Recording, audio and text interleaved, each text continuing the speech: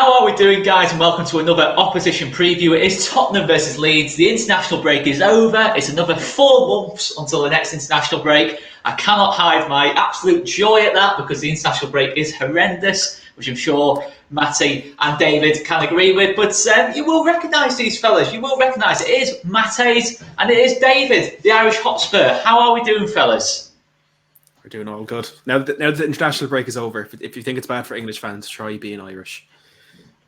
Yeah, look, do you know what? Actually, Matty, we actually picked up the last international break being Ireland fans, but as a Spurs fan, international breaks have absolutely killed us. But Oscar, we're all good. We're ready to take 3 points on Sunday come 4:30, so no better time to be alive. He's at it. He's at it already. He's at it already, is David. He's at it already. But yeah, look, obviously, coming into this game, I would have been happier if you still had Nuno in charge. I'm not going to lie. I'd have been a lot happier if you still had Nuno in charge. Conte comes in just before the international break. 1 win, 1 draw, albeit one of them was in the Europa Conference. I mean, first of all, Matt, are you happy with Conte? Secondly, what's he done so far? Has he changed much the early doors for Tottenham? I'm overjoyed with Antonio Conte.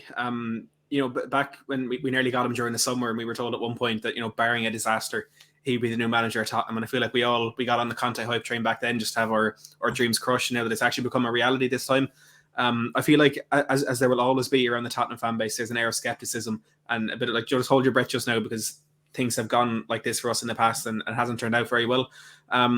But look, he's one of the best managers in the world. He's in with a squad that I think is underperforming and probably can be at the quality to challenge at least for top 4 in the Premier League.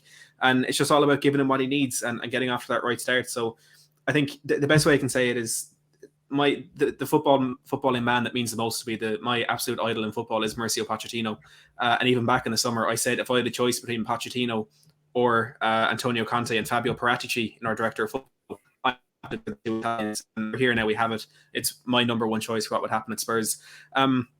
Look, systematically on the football pitch, you know what Conte's going to do. He's already switched to that 3 at the back. It's been a bit iffy. We can see it in the Conference League, probably both Eric Dyer's fault, to be honest. But we looked a lot more rigid and a lot more compact in defence against Everton. But to be honest, off the pitch is probably what he's changed the most. He's banned ketchup, he's banned mayonnaise, and all of a sudden we've Ben Davis and Stephen Bergwijn banging in goals in the international break. So advice to everyone watching, stop eating ketchup, you'll be fine. And there seems to be a bit more desire, a bit more passion, and a bit more fight and fitness, especially in that Spurs team already. Yeah, a lot's been made, David, of that ketchup thing, certainly by rival fans that, Tottenham are all of a sudden going to start winning games because of the ban on ketchup. But it's not really because of that, is it? It's a discipline thing. I think obviously Tottenham, since Pochettino's left, from an outsider looking in, seem to have slipped into the old Tottenham kind of ways in terms of being a little bit weak, fragile in games, and you're thinking maybe they do need that. I know the ketchup's a small thing. There'll be other stuff as well that Conte's working on, but it has to start somewhere, doesn't it? Discipline a little bit, surely, David. Surely that's got to be a bit encouraging that Conte straight away is trying to make his own stamp on things early doors. No, look, I'm absolutely delighted because for too long, some of these players haven't been held accountable for their actions or their performances. They were getting away with murder. They were doing what they were wanted to do. When you have players sitting on Instagram, touch your hat if you want the manager out and all this sort of crap. Then when the managers were getting sacked, then David, you're going to have to elaborate on that. What's that all about? Dele Alli done a stream when Jose Mourinho was in charge, and he was wearing a black hat on Instagram, and it was a live stream. And basically, I think someone put in the comments, touch your hat if you want Mourinho out, and then he went like that and that. So I didn't know this. Yeah, and then look, you just have too many players that just don't care. And the thing is, it really came to a boil under Nuno. It was depressing. It was crap. It was boring to watch. But look, Conte coming in, he's going to fix that. He's going to give the discipline to the players that they need. He's not going to turn a lot of our. Look, we still have about 5-6 players that, me personally, I would like to see leave the club. He's not going to turn all of them around. He might turn 1, maybe 2, but he is going to need help in January. Look, midfield, we have 3-4 ball-playing midfielders there, and not one of them, you don't know what you're going to get out of them, and that's why we're seeing like a Skipp and Højbjerg in midfield. But look, Conte banning ketchup and all, I'll be surprised. I'm surprised it wasn't done sooner. We're talking about elite athletes who are being paid a fortune. You know, why can't they already have that in place? You know, he had to ban fizzy drinks. Like, why are they drinking fizzy drinks? Why is there fizzy drinks in around the training ground? You know, do what Ronaldo does. You know, take them off the table if you need to. You know, banning pizza and stuff like that. Why are they having pizza? You know, we're talking about elite athletes. When you're not performing on the pitch, you should be making sure everything else off the pitch is in check. So look, Antonio, there's nowhere to hide for some of these players anymore. You know, nowhere to hide whatsoever. They're either with the manager or they're against them, or they're out of the door. And it's about time this man has arrived to sort our club out. Interesting stuff. But obviously Conte, famous for his three at the back, which Matt's obviously already mentioned. But interestingly, it looks like he's gone with a 3-4-3 the first kind of 2 games or so, when he's been more known for going for 3 in midfield, more of a 3-5-2 with 2 kind of like strikers. I mean, what kind of system are you expecting, Matt? Do you think, obviously, with the fact that you couldn't break Everton down, that he might change to a front 2 with Kane and Son, or do you think he might go 3-4-3 again? Because I can't see anything but a 3 at the back system from Tottenham going into this one. Yeah, look, there's already quite a bit of talk about that, whether it will be the 3-4-3 that we've seen, or whether there's already work going on behind the scenes on the training ground to try and implement that 3-5-2 system. And look, you have to look at when he was at Chelsea, when it was successful there in English football, it was that 3-4-3 he went with. When it's more in the Italian side with Inter Milan and Juventus, it was that 3-5-2. So maybe there is that kind of thing. He maybe perhaps feels the 3-4-3 is better suited to English football. But there's what we've been lacking probably since Mauricio Pochettino left, even back to the tail end of Pochettino's tenure, is that creativity. And we need that kind of number 10. And you just don't have that in the 3-4-3 system. We do have wingers like Lucas and Moura, or Lucas and Son, who, you know, they're not rigid out in the wing. They can drift into the middle. They can try and create stuff in there. But I think we do need that player, that kind of ball-carrying midfielder, that progressive midfielder in there. And we saw against Everton, especially in that game in the Premier League before the international break, where we were kind of starting to see these patterns of play. And instead of Eric Dyer getting the ball and booting it out for a throw-in, we were trying to pass it out from the back. The ball gets into the middle to 𝐼𝐈𝐓𝐇 and Skipp. And they're 2 players who are absolutely incredible at the job they do, but that job isn't being that player to advance possession, and they might play that easy ball out to the fullbacks. And there's just this gap in the middle of the park that needs to be filled. And I think by putting Kane and Son up top, Kane more as a target man and Son kind of as that player who can just drift around wherever he wants to go, and putting someone in that number 10 role, I think could be the thing that links up what we're starting to see at the back and what we know can happen with those players at the top of the pitch. And like David alluded to, we do have players in the team that can be that player in Ndombele, Lo Celso, but we don't see it from them consistently enough to be able to build a squad around that, or to be able to make them a focal point of the squad. And it just comes back to the fact that we never replaced Christian Eriksen, and then Dele Alli in the way he fell off, as we were chatting about before stream. We need a number 10, and I think that is, along with a centre-back, somewhere that really needs to be invested in January. But until we get to that point, I'm not sure if Conte can trust any of the players to play in that position. David, talk to me about, obviously, Tottenham's back 3 at this moment in time. Obviously, Eric Dyer started the first 2 games. Christian Romero as well, obviously, has come in. I mean, what's it looking like at the back? I mean, for me, from an outsider looking in, I'm thinking, with not being fluid ourselves going forwards, but I still look at it and think Rafinha can cause problems against that back 3 for me. Harrison, James, the movement, Rodrigo obviously been in the goal since the last couple of weeks. I mean, do you feel that's going to be a real weakness for Tottenham going into this game, or has it slowly improved early doors under Conte? No, look, it's still going to be a weakness. Look, Romero, who's been our best centre-back, and statistically, may I add, best centre-back in Europe, by the way, in top 5 leagues, he's been the best. All the stats prove it.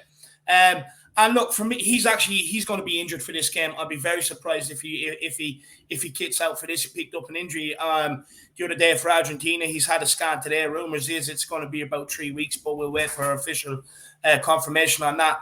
But look, with Davies and Dyer, they're always prone to switch office. Look, you've seen it at the back end of last season. He absolutely gave Dyer the run around. I mean, the guy didn't know. The guy must have thought he was on planet Mars by the time he finished that game. You have Ben Davies. Look, as much as he's come in and you'd say maybe defensively he's done okay, but he still cannot pass a football. That's not going to change under Conte.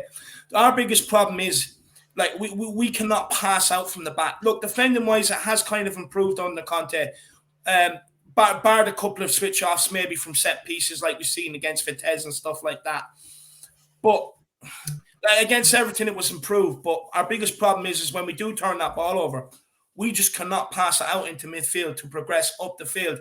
And therefore, we give it away too cheaply. We give it back to the opposition, and they will keep pounding at us. Now, with Leeds and how aggressive ye are, you know how fit ye are, you will non-stop run for 90 minutes. That will cause Dyer and Davies an endless amount of problems, because they're better when we have more possession and they can have time off to kind of relax. But when they're being bombarded and you have constantly running around them or running in off them, in behind them, they are prone to a switch off, and you will get joy. It's just it's unfortunate. It's just the position where we're at the minute. We have no one else we can really throw in there. And it's going to be even more thrown into upheaval, because Romero was doing a lot of great work with Davies and Dyer, but now he's out. You're going to be talking about throwing in a Davinson Sanchez, who, I'll be honest with you, any balls that come in over the top of his head, forget about it. He doesn't know where they are. You're going to get in. If you bring in Tanganga, look, that might shore it up a bit, but again, he's very rash. He's going to give away a lot of free kicks. So look, you know, if I was Leeds, I would be looking at getting down the side of Dyer and Davies, especially with the way our wing backs push very high. Reguilón, Emerson, they push very, very high. So if you can get the balls out wide to Rafinha, Harrison, or whoever plays out there, you're going to be running straight at Dyer. You're going to be running straight at Davies, and you will cause them problems. That doesn't sound great, to be fair. Sanchez, Dyer, and Davies doesn't sound like the strongest of back threes. I'm not going to lie. Obviously, I mean, to be fair, Matt, David mentions Emerson there within that. Emerson Real, obviously being a former Barcelona player, someone I've seen a little bit of. I really don't. I'm not impressed by Emerson Real. In all honesty, so far. I mean, obviously that could easily come back to bite me. I just think in terms of a Tottenham team, in terms of a team that's in the top 6, pushing for the top 4, I don't see him as that guy personally. I see Matt Doherty as being probably a better strictly wing back in terms of being able to push forward. But do you think Doherty might well start this game against Leeds rather than Emerson? To be honest, I'll be surprised. If he does, it might come down to international duty calendar. It was a Tuesday, very late Tuesday night, Emerson played, or might even be Wednesday night. But look, I think Emerson perhaps has been a victim of kind of the system he's come into, and I'd use the same sort of argument to defend Sergio Reguilón's performances last season, and that he's a very attacking fullback, as a lot of fullbacks are nowadays. But when you're an attacking fullback whose strength is getting forward, bombing down the line, putting balls into the box, when you're forced into a system like Emerson was with Nuno and like Reguilón was with Jose Mourinho, where you're just extremely defensive and you've been asked to do a lot more of that job that you're not entirely comfortable with, I feel like then we're going to really see the bad sides of your game more than the good sides. But in kind of a roundabout way from that, I think Emerson was one of those players that kind of improved in the last few weeks of Nuno. You know, I think his performance started to get a little bit better in the weeks leading up to Nuno being sacked, but the entire team around him was getting a lot worse. So you couldn't really see that, and it didn't really have much of an effect in the team. But Matt Doherty, I mean, if it was going to work for him at Spurs under any manager, you would probably assume it to be Nuno. I don't know if in first team football and those consistent performances that we saw at Wolves, it just never happened with him at Tottenham. He's playing a bit better internationally. You know, he pocketed Cristiano Ronaldo the other night, but he's exactly the type of player who would do that one day and then get absolutely run circles around by Dan James the next day. And that's kind of the biggest fear that I have with him. But if I was choosing, I'd still stick with Emerson for this game. Let's talk a bit about Harry Kane.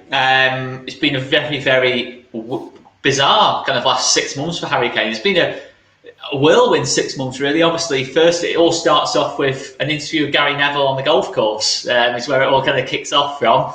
That kind of sets the cat amongst the pigeons when he's kind of a bit non-committal. Then a couple of days later, he's basically formally said he wants to leave Tottenham. Then the Euros come in.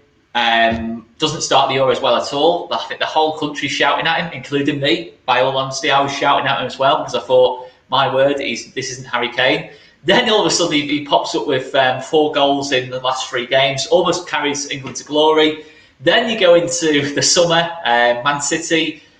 Will they, won't they?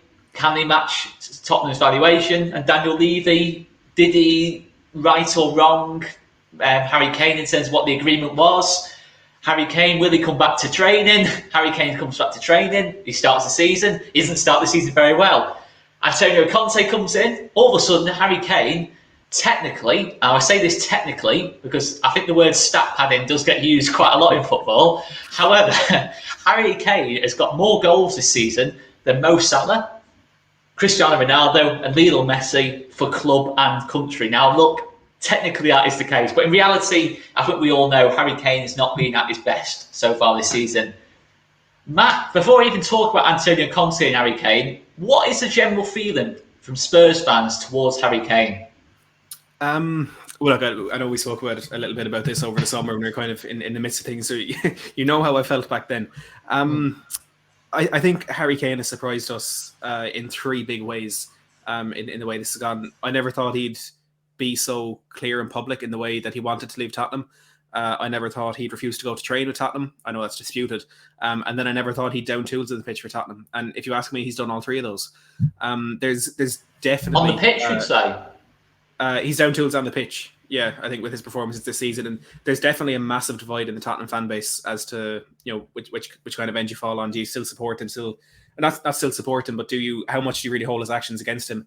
And I don't like at all what he's done. And he's lost a lot of respect in my eyes. He's gone down in my estimation. I'm never going to sit here and say he's not one of the best, if not the best strikers in the world, because statistically, everyone can see that he is. But he may be the best, the highest goal scorer, or higher than all those players for club and country, but one of those is in the Premier League this season. And that's where my concern comes in. I don't want to speak on behalf of other Tottenham fans, but I can say I do know that there are a lot who disagree with me. But I think the only reason Harry Kane is still in the squad at the moment is because he has the ability at any given moment to bang one in from 40 yards out, or to play a worldly of a pass to Son so he can score.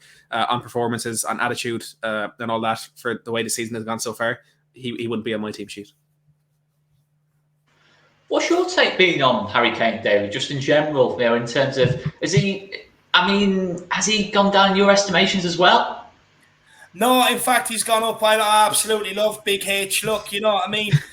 For me, Harry Kane, king of the lane, best number 10 in world football. Look, this guy, he's carried Tottenham over the last 5-6 years. Look, if I was in his position in the summer, I probably would have looked to move. I'm not excusing it. But, when you're looking at the way where the club was, where it was going, who was in charge and everything else, he probably just didn't. And compiled with all the hits and misses, like you have the World Cup semi-final with England, you have the Euros final, you have all you have two Carabao Cup, two League Cup finals, you have FA Cup semi-finals, League Cup semi-finals, near misses in the league, and a Champions League final. He's lost every single one of them. I think, especially after the heartache of the Euros, I think he was just compiled with everything going on at Tottenham. I think it was just overwhelming. Look, I get it. He didn't look like the same player. And I know people might ridicule me for this, but he technically, as we speak, he is Tottenham's top scorer this season. I know some of the goals have come in the Europa League, this, that, and the other, but at the other end, if he didn't score them goals in the Europa Conference League, we wouldn't still be in it. So at the end of the day, they're important. But look, as well, a lot of Spurs fans are saying Harry Kane's finished. He doesn't care. Get him out. But at the same time, where I'm at is, you look in an England jersey, you look in a Tottenham jersey. I think the difference is a service. At Tottenham, we are not creating chances. I think we haven't had a shot on target since West Ham's game, 44th minute of the West Ham game or something like that. It's absolutely ridiculous. We are not creating chances. So for me, I don't think we can judge too much on Harry Kane for a team that's not creating any chances. We're not putting balls into the box. We're not doing anything with them. We're not putting balls in behind. It's just all too safe at the minute. So until we start providing him service, what do you expect from Harry Kane? Look, it's proven. You put goals, you put balls in the box, or you give Harry Kane a chance or a sniffing around the box, he will score you goals. He will get you goals. It's proven year in, year out. He's going through his first bad patch. We need to stick by him because he's going to be the guy that's going to carry us forward in terms of goals. He really is. It's just one bad patch. But this is what winds me up as well. And I know Matty's not like this because Matty thinks the same way I do about some of these players. But you'll hear people say sell Harry Kane, and then they want to give Dele Alli a fourth chance, Harry Winks a fifth chance. You know what I mean? It's absolutely madness. Stick by the guy. It's his first bad period in a Tottenham jersey. He will come good. Under Conte, once he finds a system, we find a way of playing, the chances will come, and who better to take them than Harry Kane? Look, we'll sell him to City. He's going to score 40, 50 goals a season, without doubt. In all competitions, he's going to absolutely bang them in. And plus, at Tottenham, we don't have a good record replacing strikers. Soldado, Vincent Janssen, Llorente was brought in. He done a decent job. Then we loaned in Carlos Vinicius. If we sell Harry Kane, I do not trust the club to get me a striker in that's going to score goals. So I want to keep Harry Kane. I want to stick by him. I think everybody else should. He's the man.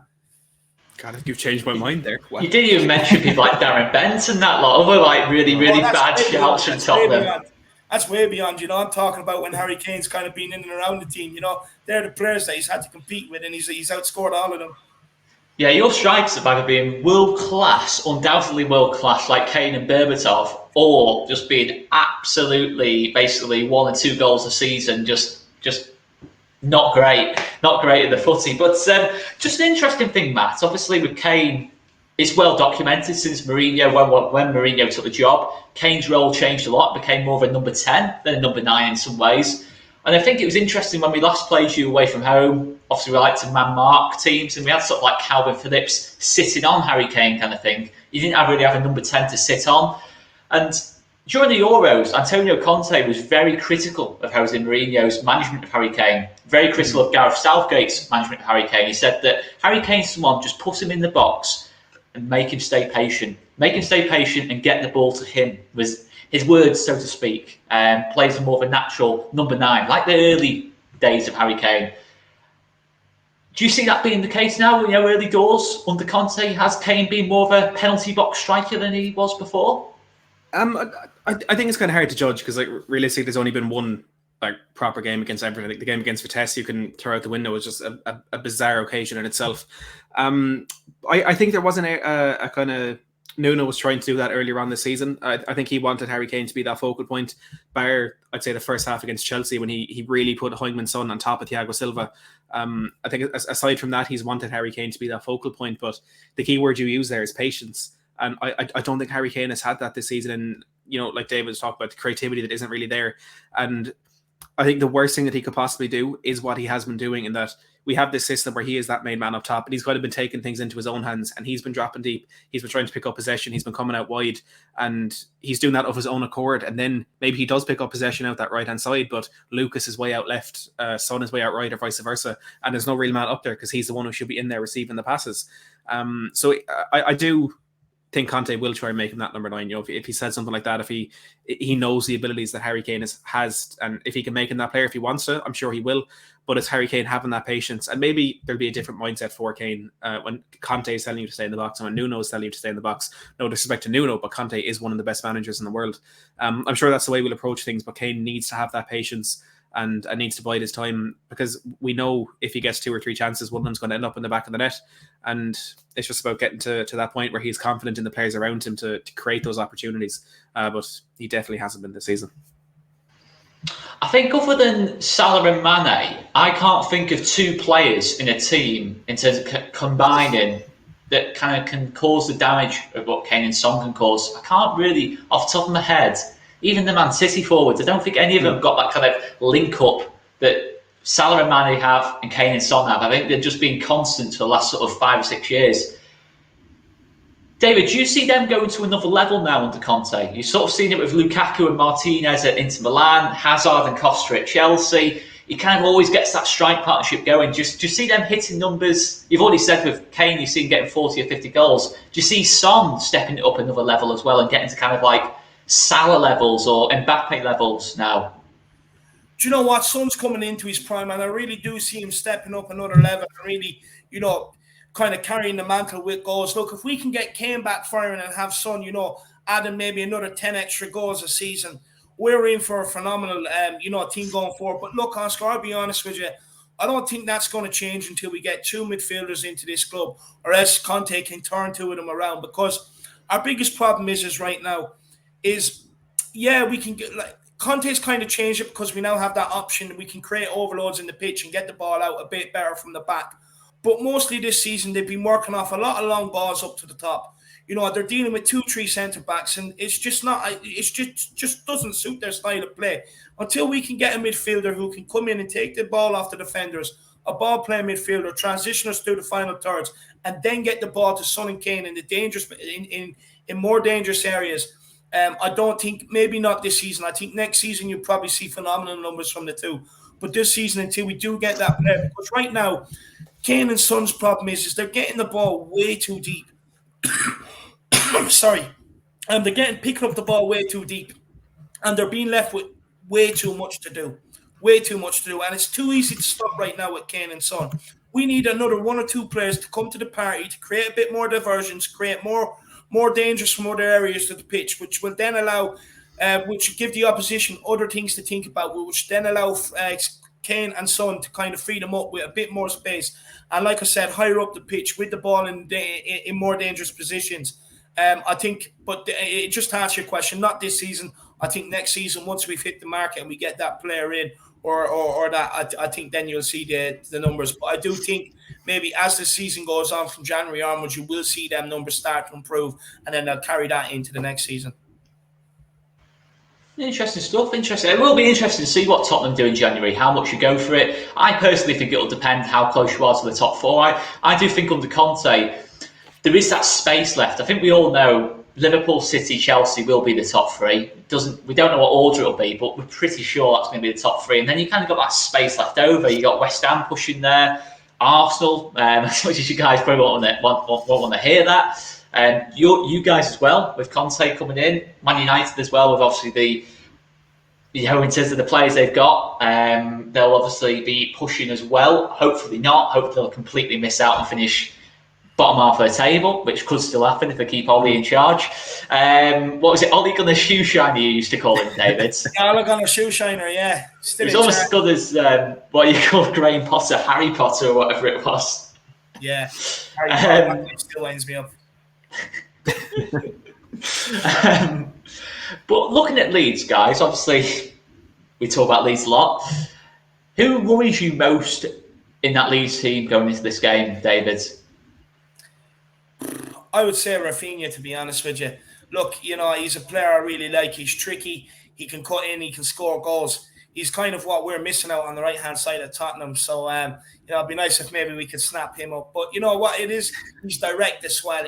Look, this game's going to suit him. Running at Davies or whether it be running at Dyer, this game is going to suit him because he's direct. He has the skill to beat them and he has the shot to be able to put it in the back of the net. So for me, I think he's the one I would fear most. And Matt, what have you made as Leeds so far this season? Obviously, points-wise, results-wise, it has dropped off a little bit. But do you think we're 15th in the table at this moment in time. Do you see Leeds finishing around there in the table? Or do you think we've got a potential relegation battle this season from what you've seen so far? I can't see this Leeds team being anywhere near the relegation battle come the end of the season.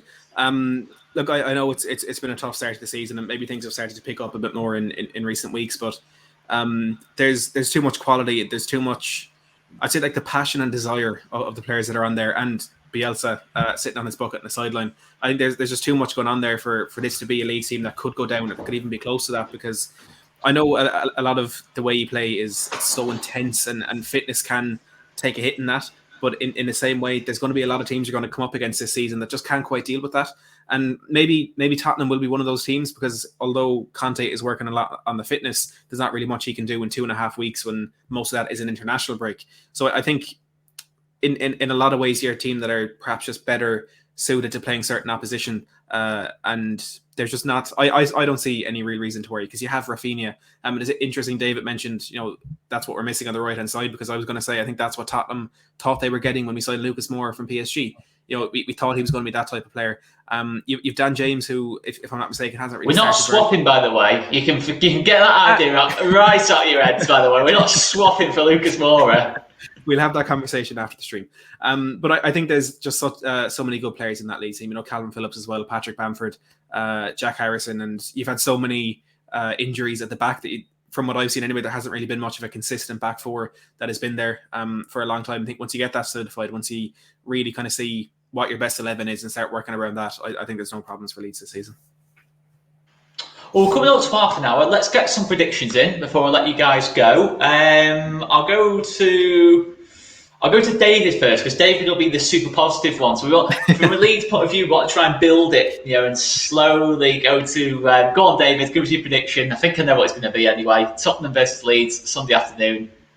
Yeah, look, do you know what? I still have flashbacks last season of the Cesar running the ball out of play. I thought I was watching rugby. I thought he was playing rugby. I still have flashbacks of Dyer being ripped apart. But you know what? We are the mighty Tottenham Hotspur. We've got the Godfather in charge. Look, all Leeds fans out there, Leeds are always trying to be like Tottenham. They play in the white. They've hired an Argentinian manager like we did to take us to a new level. It's okay. You do see it. You do use our blueprint. I have to say, I do have a bit of soft spot for Leeds. I do like the fact you're back up in the Premier League. But I'll be honest with you, I don't want to help you stay here, not at Tottenham's expense. So for me, I'm going to go 3-0 Tottenham. I think it has to be the game where we just unleash, we unload, we score goals, and then our season kicks off from here. Come on, the mighty Spurs. Well, just a couple of things, David, before we go on to that, because I'm going to have to bite here. I'm going to have to bite. We're following Tottenham's blueprint. Do you know how many titles Leeds have won since Tottenham last won the league in 1961? Are we talking about like championship titles or? No, we're talking Division 1/Premier League. Go on, tell me. 3 titles since you've won it. How many? Do you know who Pochettino learnt off? Yeah, Bielsa. There you go. But apparently we're trying to copy Tottenham's blueprint, according to you. We had Pochettino in first. We had the better model. We had the new improved. Yeah, and he learned off. You brought in the old. You brought in the old guy. You know what I mean? He'll only bring you so far. Look, I wouldn't be surprised to see you bring in Pochettino in another few years. To be honest with you, or make an attempt at it. Okay. I'm going to leave it there. Matt, give us your prediction. I'm not sure if I can follow that.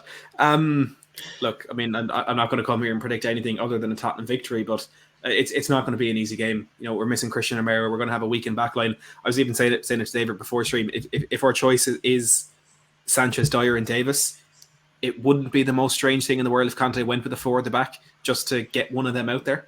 And maybe put an extra man in midfield to deal with Phillips and 𝐾𝐿 or Dallas, whoever it is in there.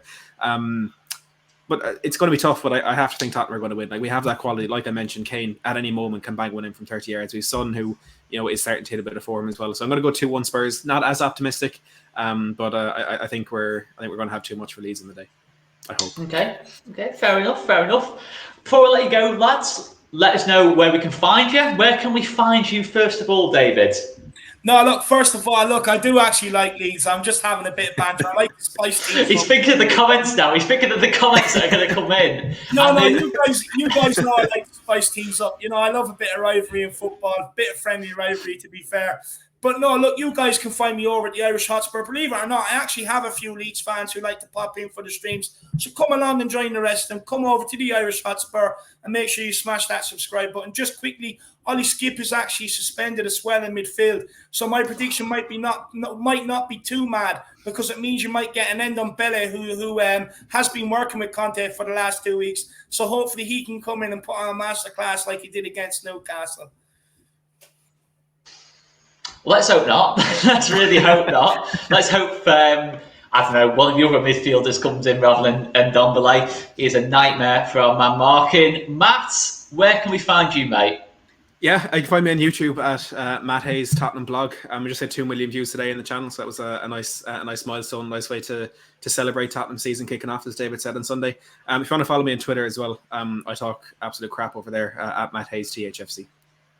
Well, guys, check out links down below to the YouTube and Twitter of these 2 absolute legends. Make sure you subscribe to them. They are 2 of the nicest blokes, closest friends in the YouTube game. Absolute legends, a pair of them. And I guess we'll leave it there anyway, guys. See you later. See you later, guys.